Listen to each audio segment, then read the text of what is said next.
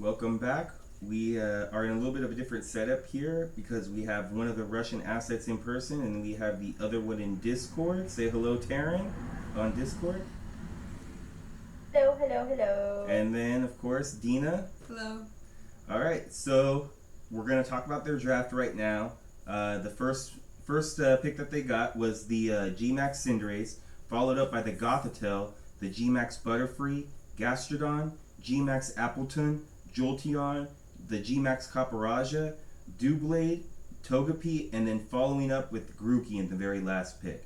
So we gave you guys a B plus overall on your synergy level. We really liked the Cinderace with the Gothitelle, even though we normally go after the Firewater Grass Core first. We just really like this pairing because of how oppressive it is. We'll kind of touch on it later, but being able to kind of lock them in with Shadow Tag and then threaten the Trick Room while also at the same time putting down massive offense with the G-Max Cinderace with the Libero ability and just having consistent stab attacks, the amazing coverage that it has, really works out well. Then you came back, you got the Butterfree to kind of provide that solid redirection to help out the Gothitelle. Not to mention you have fast sleep that you guys can use too. The Gastrodon protects your first pick that you guys got, the G-Max Cinderace, and it also works well in Trick Room, which you guys clearly went for in general. Following that up with like the G-Max Appleton, a little bit of a weird pick. Normally they tend to go with the normal Appletons. Me and Matt and I ran Appleton last year with, we didn't really bring it too much, but we definitely came in our comps a couple of times because we did have plans for it. So we'll talk about that later. But, having Jolteon, fast, offensive electric type with decent coverage with like Shadow Ball and things like that. A Trick Room Sweeper with G-Max Caparajah.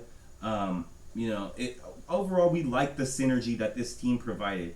You have a bunch of different modes that you guys can go through. You can just start launching max airstreams, stab max airstreams with the Cinderace to kind of boost up the attacks of some of or the speed of some of your mons and make them more offensive. And then a really good Trick Room mode. So overall, we really did like the synergy. That's why we gave it a B plus.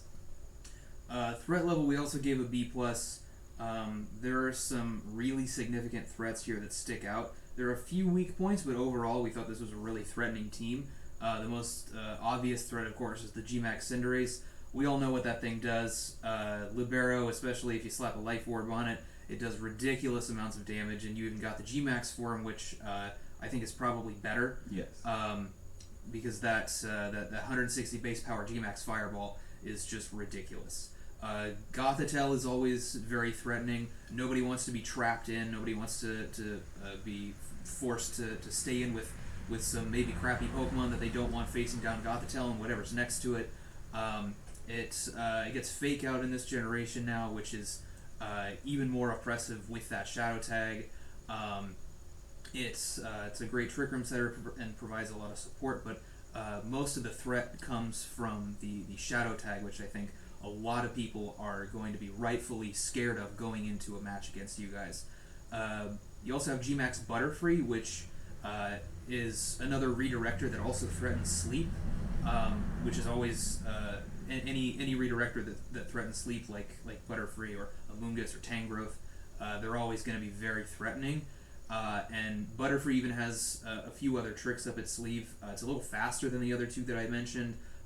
It has access to Tailwind, and if you go for the G-Max, you can even if your dice roll the way you want them to, you can get some pretty devastating status conditions on your opponents. Which, knowing how your luck often goes, Dina, it might not be hard for you to pull that off.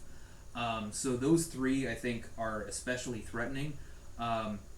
The Caparajah, I think, is the other main threat that really sticks out.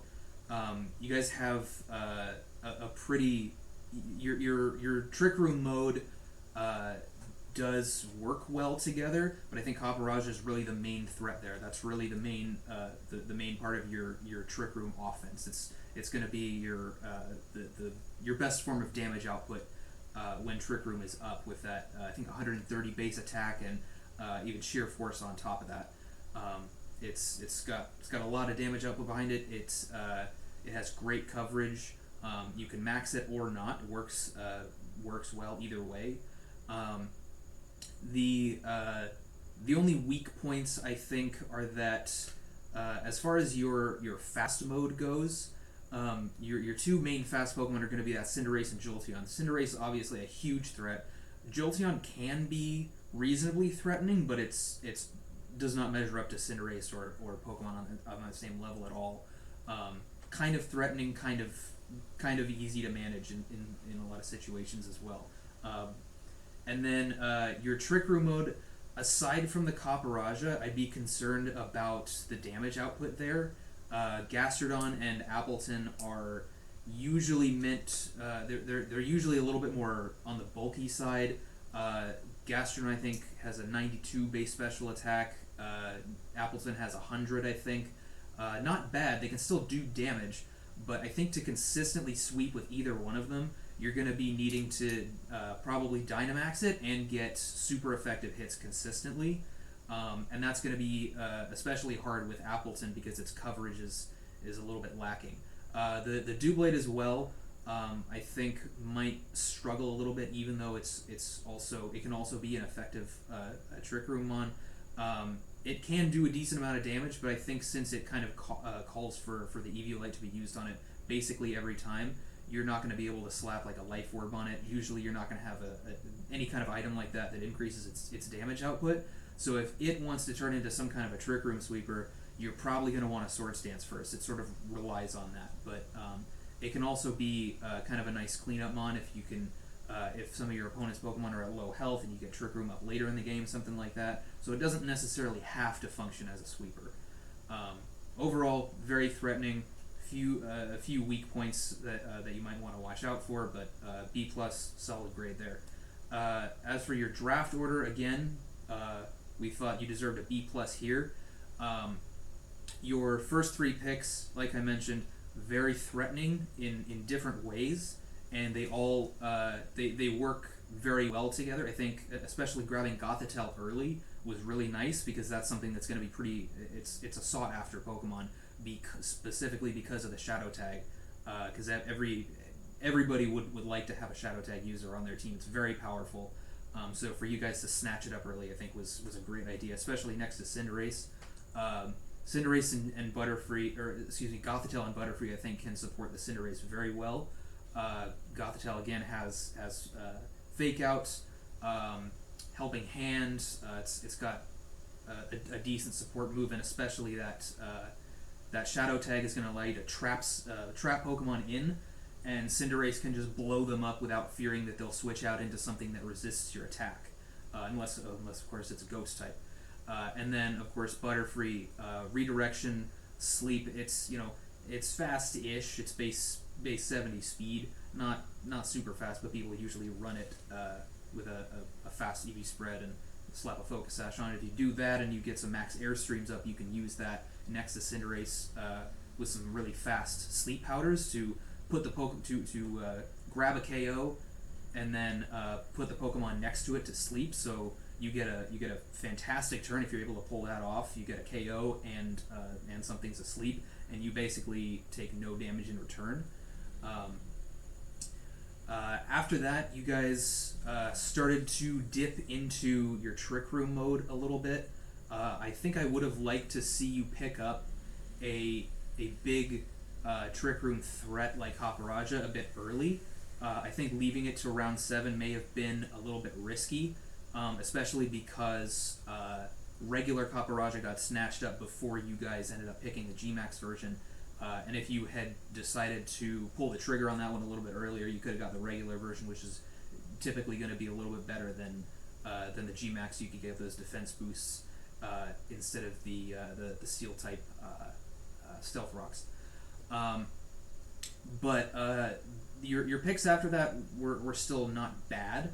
I think Appleton and Gastrodon they work well with Cinderace to form kind of a Fire, Water, Grass core, even though Cinderace kind of technically a fire type, but also kind of not with the way that it's played now with its new ability. But I think that was that's my main critique of your draft moving on down. And then you did also spend enough points to have to pick 2 D tiers at the end, which might kind of end up hurting you. I mean, Grookey is definitely stronger than it used to be, being able to set up grassy terrain. And you did get Togepi, which, as far as I'm concerned, is probably the best Pokemon in D tier. It's the only form of redirection that was in D tier. It actually can help in inside of Trick Room. It has base speed of 20 with moves like Charm and After You. Especially After You, the 20 base speed inside Trick Room is going to be really strong. But of course, its stats are extremely lackluster. It really calls for using a Focus Sash, even if it's a Trick Room variant with like max HP. It's still really going to need that Sash to survive most hits, which Butterfree kind of also needs as well. So, it's unfortunate that you had to go with 2 D tiers at the end, although they were pretty decent D tiers, even though you had to dip into that lower tier. Overall, pretty good. Much like the threat level, your draft order, I think your draft went well. Maybe a couple of slight missteps, a little weakness here and there, but overall good. So B+. Yeah. And the team grade, we gave a B+. You guys, it was looking iffy there in like the 7th, 8th round because of the fact that you guys started taking stuff like G-Max Caparaja, and you had the Doublade there. But then I really think, like Matt said, you were like, all right, we're going to pick 2 D tiers, and you picked 2 of the best D tiers that you can. And one of the things that we had an issue with teams like the LA New Wave was that their only form of redirection was Rage Powder, which is something that can be easily worked around and easily prepared for. And we were ready to hit you on that, especially watching how this draft played out, because we started doing these report cards before the draft officially finished.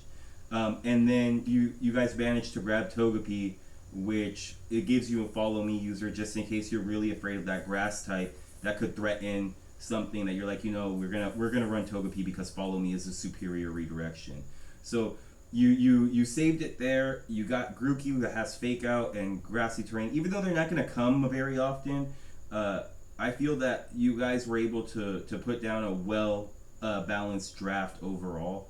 I think one of the main concerns, like Matt kind of brought up, was the fact that your Trick Room mode doesn't look super threatening right off the bat, but it does look very consistent. And I think that's something that we've hit on with a few teams, is that their threat level may not be super high because they don't have that sweeping potential that a lot of teams desire, especially in a draft league like this. But they have consistency, and I think that has a value in itself. So even though you don't have those mons that are going to really strike the fear in your heart, like I believe you guys had Rhyperior last year, that's a Pokemon that really, when it's in Trick Room, strikes fear in the heart of the other team, And you guys may lack that a little bit this year, but where you guys lack that, you guys kind of substituted a little bit for having more balance, having more type variants that you guys can support each other. And the G-Max Cinderace, honestly, I feel is so well supported here in just a variety of different ways. By going Gothitelle and Butterfree, you chose 3 Pokemon that in Team Preview nobody really likes to look at and prep against. You prep for Butterfree, but then they lead Gothitelle and Cinderace, and now you're stuck.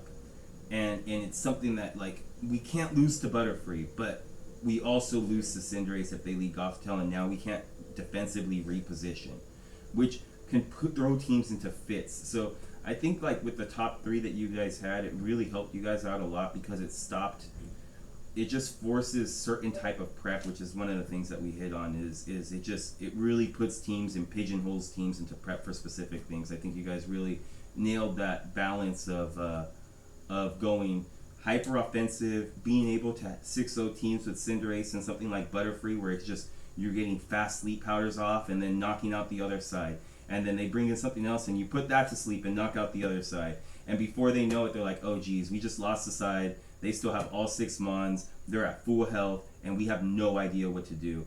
And you have a combination of that and going, you know what? We're not going to go super hyper offensive. We're going to slow it down. We're going to go into Trick Room.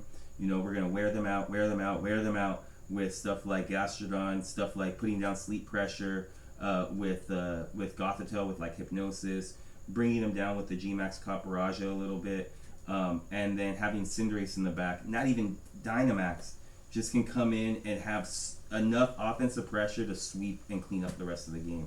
So I think a B plus is a very fair grade because you guys have so many, like the Cinderace puts out so much offensive pressure that it kind of compensates a little bit for the more balanced oriented draft that you guys tended to go with. As for the pros, we kind of hit on most of the stuff already, so we won't spend too much time here. Obviously, your team is very versatile. You have a wide range of speeds, which is kind of a pro, kind of a con here in this particular situation. But you clearly have a Trick Room mode. You clearly have a fast mode. You have a lot of Pokemon that work well together, that can fill different roles. Even though your Trick Room mode might not be filled with a bunch of great heavy-hitting sweepers, it still has good synergy, especially with the Gastrodon and Appleton, for example. Like if you're staring down a Rillaboom or something and you're afraid of Gastrodon taking a Grassy Glide and you have Appleton behind it, you can switch it out, and Appleton will 4 times resist the grass attacks the Gastrodon is so terrified of. So you can switch that in, take the Grassy Glide, really no problem.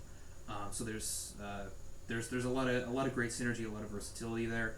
The first 3 slots, I touched on this a bit in the threat level and your draft order grade, but the first 3 slots are, not only do they work great together, but they all are things that teams are afraid of seeing in team preview. They're all things that force certain types of leads. They force certain types of preps, and in very different ways.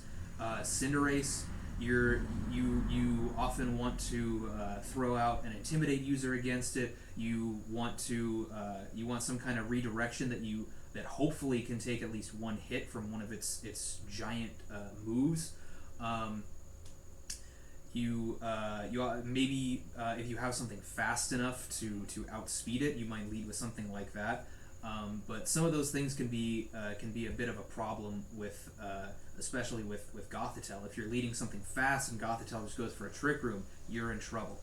If you lead with an Intimidate Pokemon, and you guys maybe anticipated that because you saw 1 or 2 great Intimidators on your opponent's draft, maybe you run competitive Gothitelle, get that special attack boost, and switch Cinderace out to sweep in the late game, and then suddenly Gothitelle, of all Pokemon, becomes a really big offensive threat. And if they didn't expect that, you might put them on the back foot by doing that. And then of course, Butterfree, you really want to bring some kind of a fast taunt or something against it. You might want to lead a Grass type against it, so you're immune to that Rage Powder and Sleep Powder. But if you lead a Grass type into Cinderace, you're probably in trouble. So I think those 3, they're really, really great picks, especially all in a row. They force very different kinds of prep, and they can cover for each other really well. And the Cinderace is supported extremely well here, not only by those 2, but also by the Gastrodon as well, just to redirect those water attacks, to hit other Pokemon like ground types and rock types that are they're going to hit Cinderace for a lot of damage. So a lot of really great pros here. Especially I love those first 3 slots. Yeah, and some of the cons that we kind of hit on there were that as good as the Cinderace is and as good as some of these other Pokemon are, they're just so far apart on the speed spectrum. We would really like to see some middling speed stuff, kind of more along the line where the Butterfree is at.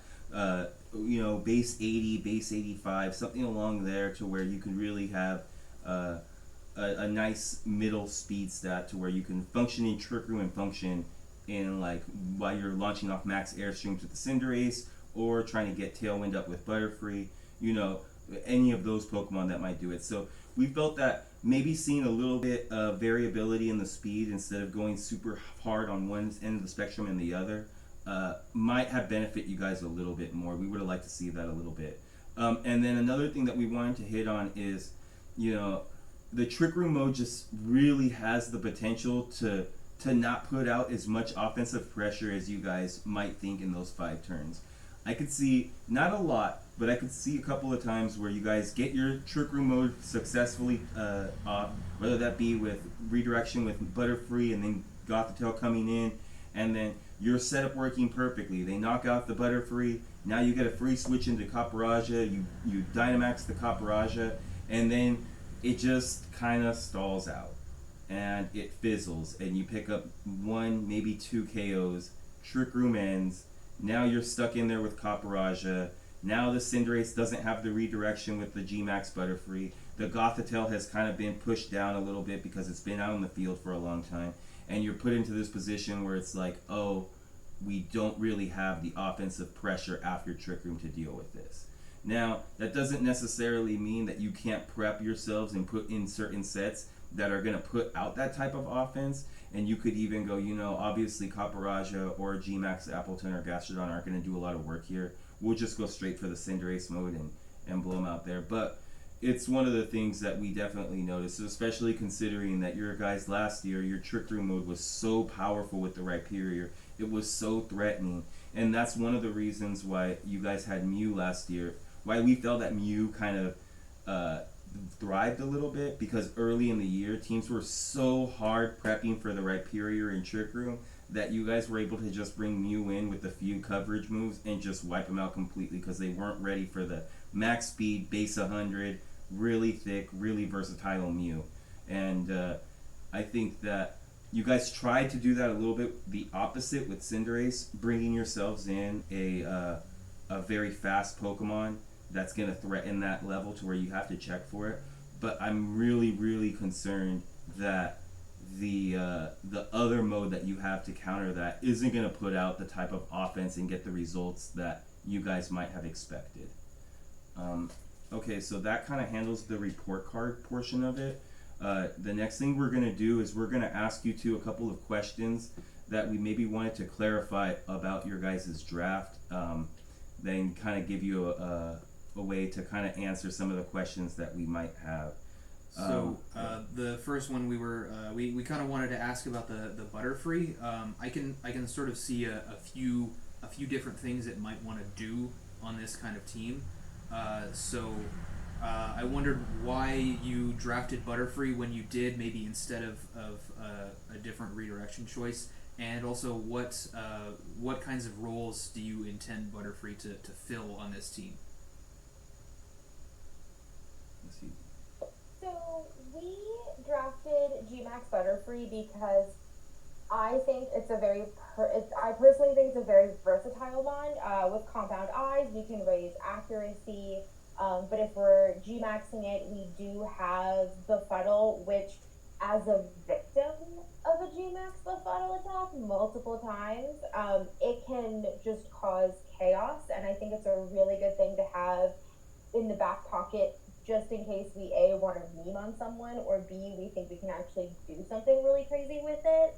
And then when you don't even G-Max it, you know, we can do Poison Powder, Sun Spore, Sleep Powder, Air Slash if we do want to just, you know, go for speed, Rage Powder, Tailwind. I just think we could cause some real chaos if we want with our little butterfly.